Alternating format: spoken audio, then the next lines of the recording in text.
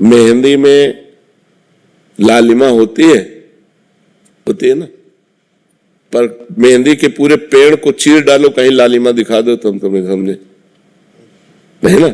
उसकी एक प्रक्रिया है ना। उसके पत्ते तोड़िए, उसको बांटिए, बांट के लगाइए, आधा घंटा लगा रहने दीजिए, फिर धो दीजिए। तो आप दूध में घी है, पूड़ी पका सकते हो, लेकिन घी है उसी में। उसकी एक प्रक्रिया है, उसको दही बनाओ, मंथन करो, मक्खन निकालो, फिर उसको तप्त करो, तब वो घी बन जाएगा। समझ रहे ना। ऐसे परमात्मा सर्वत्र है।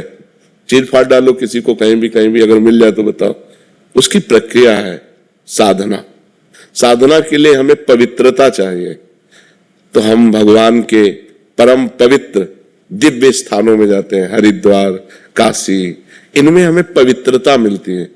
जब हमारा हृदय पवित्र होता है तो हमारे अच्छे भाव होते हैं तो वो भाव भगवान को समर्पित हो जाते हैं और हमें भगवान का अनुभव हो जाता है। जब हमारा भाव बन जाए ना तो हम कुत्ते से भी भगवान प्रकट कर सकते हैं। हमारा भाव बन जाए तो हम ईंट से भी भगवान प्रकट कर सकते हैं। हमारा भाव ना बने तो भगवान में भी भगवान नहीं दिखाई दे रहे। दुर्योधन का भाव नहीं है भगवान के प्रति, तो श्री कृष्ण को एक बहुत विद्वान प्रवीण यदुवंशी समझता, वो भगवान नहीं मानता। दुर्योधन भगवान नहीं मानता। जब भगवान ने विराट रूप दिखाया तो बंदी बनाने की कोशिश की, वो भगवान को मनुष्य मानता रहा, कभी भगवान नहीं माना। तो बात समझ में, ये जो तीर्थ बने हैं ये पावर है, अध्यात्म के पावर है।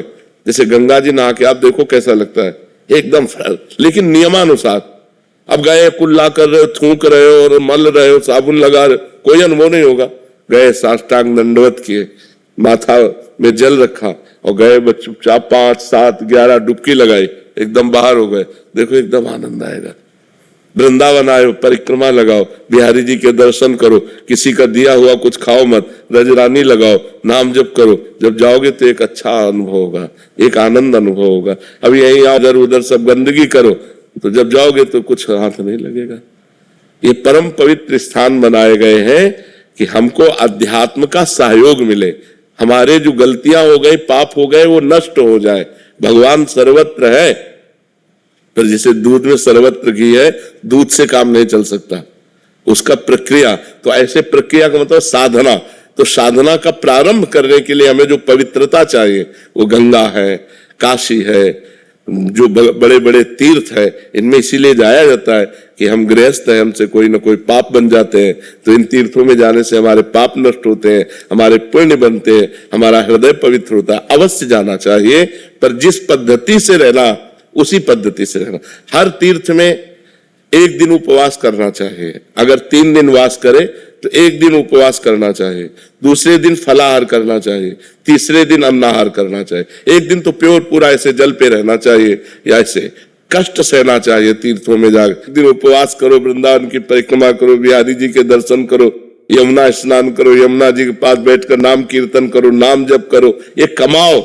जो तीर्थ स्थानों में परम पवित्र भाव कमाए जाते हैं वो, लेकिन बड़ा विचित्र है। यमुना किनारे भी बैठकर गंदी बात करेंगे, यमुना किनारे भी बैठकर गंदी क्रियाएं करेंगे, इधर उधर सब गंदी बातें करेंगे, तो धाम का फिर लाभ कहाँ मिल पाएगा।